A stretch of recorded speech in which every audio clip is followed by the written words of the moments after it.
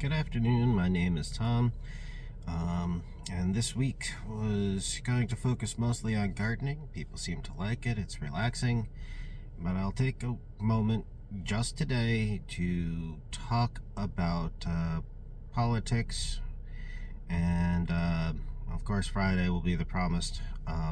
We're only going to talk about Trump once a week kind of thing. Today is not a Trump one, though. Today, we're going to discuss left-wing authoritarianism. I'll have to take a second to provide a short example of right-wing version of it so that you have a basis of comparison, but this is mostly about left-wing. So, as you've seen over the last few weeks, the right-wing version of it is the outright, upfront, open and honest version, where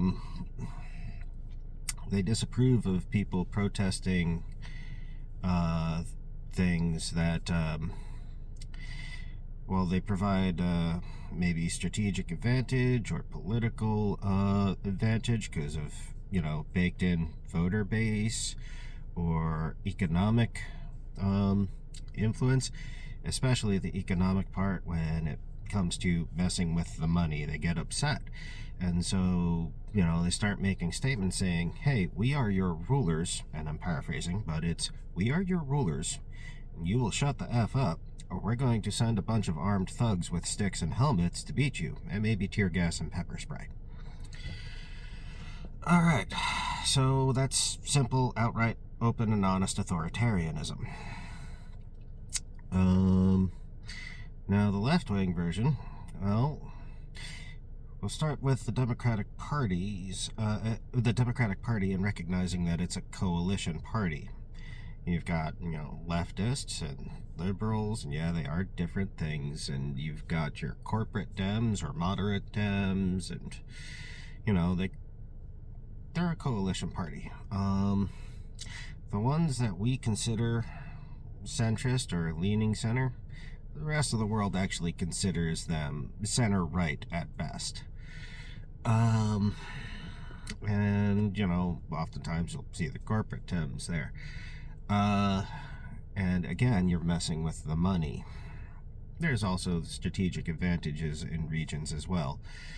And if they have to, lean towards, right-leaning independents for votes, then you may be threatening their voter base as well. And so, because they have to stay within party lines, they can't just openly endorse the armed thug response. And so while your leftists and liberals might stand with protesters, the corporate ones tend to have usually more influence unless they've been there for 40 or 50 years.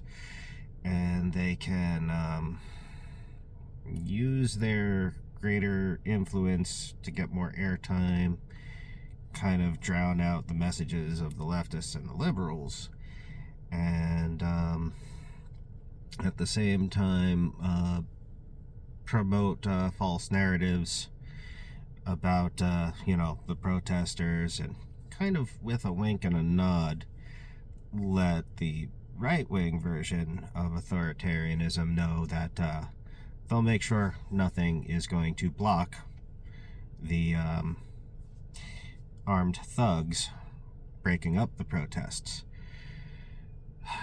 So, yeah, there is left-wing authoritarianism. It just has to be more subtle about it.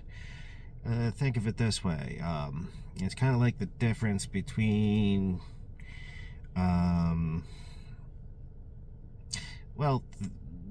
one's more fashy than the other. So, there you go. There is left-wing authoritarianism. It does exist. And that is, a major stumbling block towards trying to gain political influence on the national level to achieve your goals, because it isn't going to be one body in favor of, against, one body against when it comes to national politics. It's going to be one body against, and the other body's more devil's advocate-ish.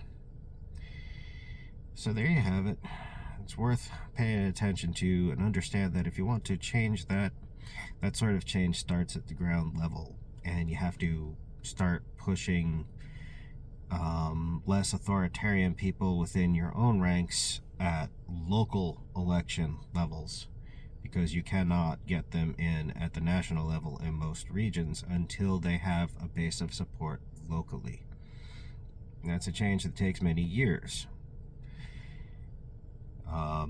Just ask the people who were protesting Vietnam. They were at it for years. So have a good day. Like, share, subscribe, comment. I'm out.